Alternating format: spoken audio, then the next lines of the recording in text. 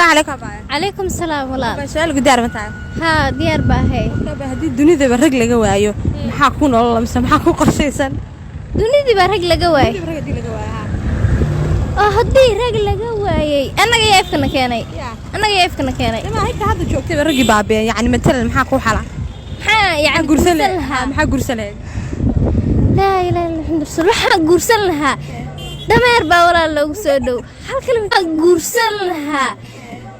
dameer baa walaal loogu soo dhow dameer ba gursan lahayd haddee maxaa xayawaanka naf laga dayay dadka aan baan dhimanayaa dhimanaysa tan weydii marka waxaa la yiri mataqaanaa waa khudaartan horeyba ka dhamaanaysaa dameer baa kordhireed xayawaanaadka naf laga dayay xayawaanka khayr badan miyaa assalaamu calaykum عليكم السلام ورحمة الله. سؤال قدار متى؟ dadku noolaan dunida bilaa dumar maxaad gursan lahayd أبا waxaan anigu hadaan fikradayda waan sigeysan lahaa assalaamu calaykum baa وعليكم السلام بابا سؤال قدار متى؟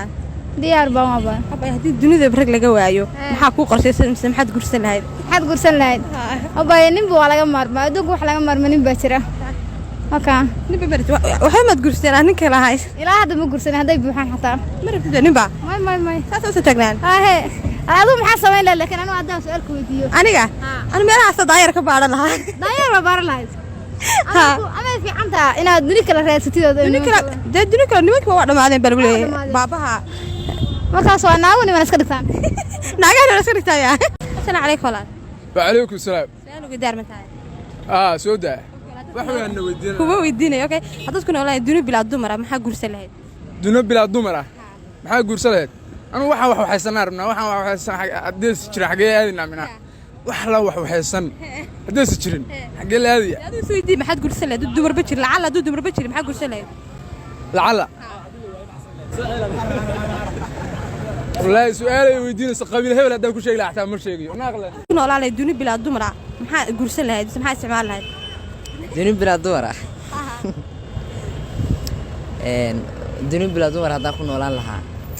maxaad gursan lahayd wallaahi waxaan gursan lahaa ma jira waa sigeysan lahaa